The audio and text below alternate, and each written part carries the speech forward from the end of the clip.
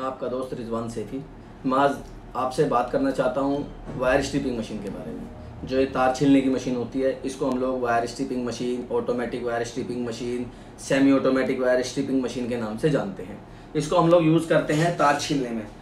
Means पुराने तार हो गए, बिजली घरों की फिटिंग हो गई है ना, एलटी लाइट हो गई, और अपने जितने भी वायरिंग वगैरह होती हैं, घरेलू हो किसी भी तरह की, इस बारे में आज आपको बताऊंगा कि ये किस तरीके से काम करता है और इसमें हमें क्या क्या सावधानियां बरतनी चाहिए। इसमें मार्केट में बहुत सारी अफवाहें हैं, जैसे कि इसे हम मशीन को लाएं, लाखों कमाएं, हज़ारों कमाएं, और कैसे करें इस काम को।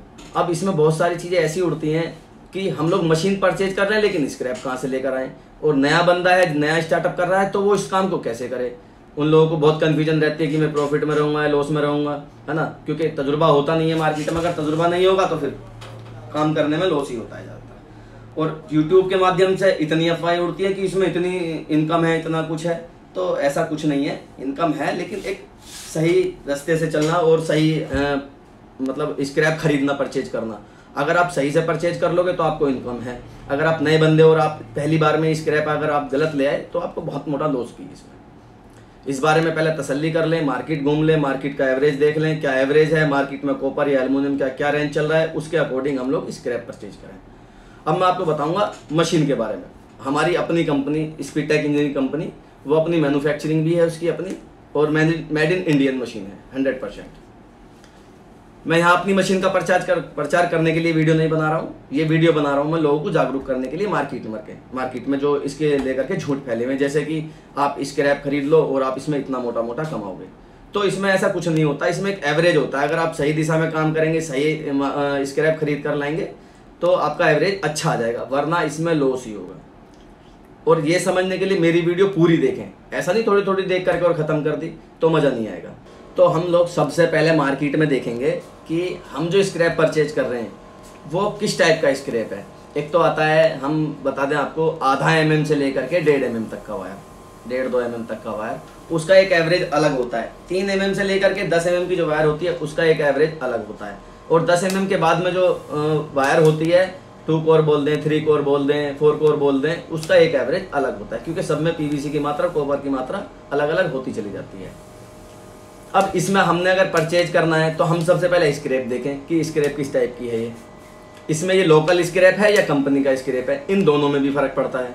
कंपनी की स्क्रैप में कॉपर की मात्रा ज़्यादा होती है और लोकल वायर में कॉपर की मात्रा कम होती है और PVC की मात्रा ज़्यादा हो जाती है। तो ये एवरेज जो है, अगर मान के चले हम 50% कॉपर का एवरेज आ रहा है कंपनी के तार में, तो लोकल तार में वही एवरेज 40% हो जाता है कॉपर के में।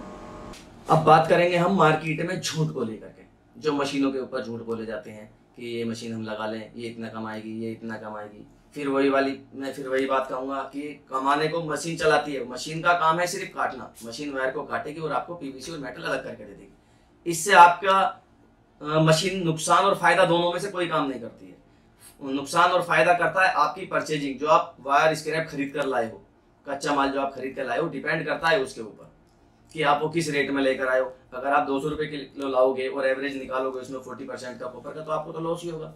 तो यही चीज़ आपको मार्केट में देखना है कि भाई हमारा जो एवरेज पड़ रहा है वो पर केजी में कितना आ रहा है इसके अंदर, उसके हिसाब से हम वायर को परचेज करें। और ये जो झूठी बातें हैं, इन सब चीज़ों से बचें।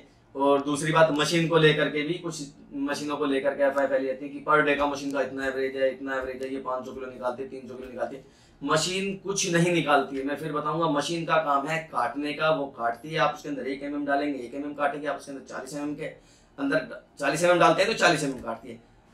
वेट का वजन वेट की जो वजह पड़ती है वो पड़ती है वायर का भारीपन होना।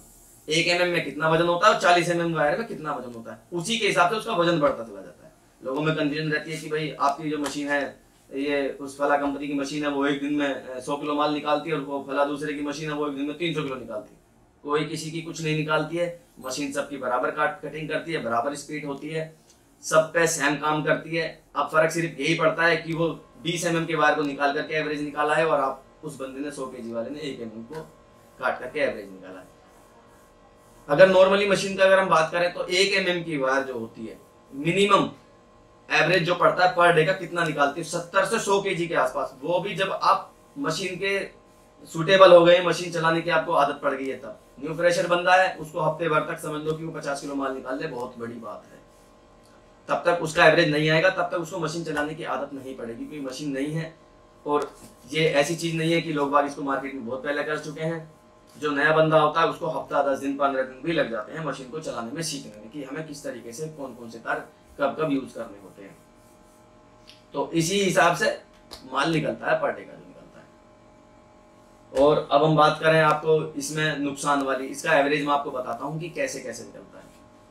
इसमें अगर आप 1 mm का वायर लें कंपनी का, तो आपका 50% कॉपर और 50% पीवीसी का मार्जिन आता है। अगर यही लोकल वायर होती 1 mm वाली, तो 40% उसमें कॉपर हो जाता और 60% पीवीसी हो जाता। ये लोकल में फर्क पड़ता है।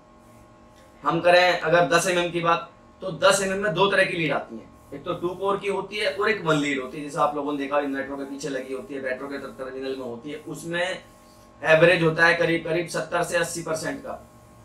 और 2 कोर में जो होता है उसमें एवरेज आ जाता है मुश्किल से 30% का। 70% उसके अंदर पीवीसी की मात्रा हो जाती है, क्योंकि एक ऊपर की लेयर होती है, फिर अंदर की 2 पीवीसी की लेयर होती है, तो कॉपर की मात्रा ना के बराबर। दूसरी बात, माल खरीदते समय कॉपर को इस हिसाब से देखें, क्योंकि मार्केट में चाइनीज कॉपर भी आ रहा है जो बिल्कुल हूबहू लगता कॉपर की तरह, लेकिन लोहे का होता है वो।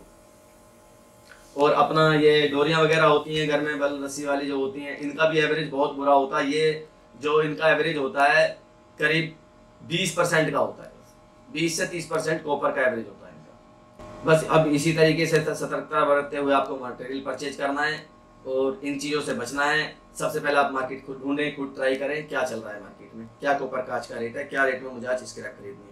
ये 2 चीजें विशेष याद रखनी है कि आज कॉपर का मार्केट में क्या रेट है, और आज मार्केट से मुझे जो स्क्रैप वायर खरीदनी है वो मार्केट के रेट के हिसाब से परचेज करनी है। ऐसा नहीं है मार्केट का रेट 350 रुपये कॉपर का आज पहुंच गया है और आप परचेज जो कर रहे हो, जो वायर थी, जो उदाहरण के तौर पर बताना चाहता हूँ मैं, जैसे आप 400 रुपये किलो का आज का कॉपर का रेट चल रहा है और आपने आज स्क्रैप खरीदी, आपने आज 150 रुपये पर केजी के हिसाब से स्क्रैप खरीद कर आप परचेज करके ले आए, लेकिन आज अगले दिन फिर 350 रुपये कॉपर का रेट हो जाता है, तो आपको अगले दिन स्क्रैप जो खरीदनी है वो 150 रुपये की नहीं रह गई। अब आपको वो 50 रुपये तुरंत गिरने वहां पर, तो वो स्क्रैप अब आपकी 100 रुपये केजी हो गई। या तो आप इतने बजट वाले हो कि आपके पास आप 10 दिन 15 दिन कच्चा माल अपना पीवीसी मेटल निकाल के रोक सके, तब तक के लिए जब तक मार्केट में कॉपर का भाव नहीं बढ़ता। अगर आप पर डे का 2 दिन में 3 दिन में इकट्ठा करके बेचने वाले हैं, फिर उसके बाद मटेरियल परचेज करने वाले हैं, अगर उस टाइप के लोग हैं, तो पर डे पर अपना ध्यान रखें इस चीज पर, वरना फिर आपको इसमें नुकसान होने के चांस ज्यादा है। और मशीनों के लिए अगर आपको किसी ने आपने मशीन खरीदी है, परचेज करी और आप लोगों की समझ में नहीं आ रही है, कोई दिक्कत परेशानी आ रही है, तो मेरे इस नंबर पे आप कॉल कर सकते हैं, दिए हुए नंबर पे, और हमसे पूछ भी सकते हैं आप 24 घंटे कभी भी। हमें हमारा यही व्हाट्सअप नंबर भी है और ये हमारा टोल फ्री नंबर भी आप समझ सकते हैं, इस पर आप हमें कॉल कर सकते हैं। कभी भी मशीन के बारे में जानकारी ले सकते हैं, स्क्रैप कैसे परचेज करना है उसके बारे में जानकारी ले सकते हैं। हम आपको हमेशा जानकारी देते रहेंगे। अब हमें बात करनी है अपने देश के लिए। देखो अभी हालात बहुत बुरे चल रहे हैं, लॉकडाउन की वजह से काम धंधे वैसे ही पिट गए। कोशिश हम भी ये कर रहे हैं कि ज़्यादा से ज़्यादा लोगों तक रोजगार पहुंचे, लेकिन लूट जो मची हुई है मार्केट में उस लूट से बचें, क्योंकि लोग बहुत, उन्हें फर्क नहीं पड़ता कि आप कहाँ से पैसा ला रहे हो, ब्याज पे ला रहे हो या कैसे ला रहे हो, उन्हें फर्क नहीं पड़ता इस चीज़ का। उन्हें तो सिर्फ इतना फर्क पड़ता है मेरी मशीन निकले, मेरे 10-20 हज़ार बने बच्चों की। तो फिलहाल अपना मार्केट में देख करके लें, मटेरियल भी परचेज ध्यान से लें, क्योंकि कॉपर का भी रेट मार्केट में रुका पड़ा है। मार्केट खुलेगी तो पता लगेगा क्या है क्या नहीं है, तो परचेजिंग भी उसी हिसाब से करें कॉपर की, और इन महंगी चीज़ों से बचें। और हो सके तो कोशिश करें कि अब अपने देश के लिए सब कुछ करें, अपने देश के लिए बढ़ाने के लिए करें, क्योंकि अब हम सबका योगदान देश को आगे लेके जाएगा। आप हमें कभी भी किसी भी टाइम किसी भी जानकारी के लिए कॉल कर सकते हैं किसी भी समय।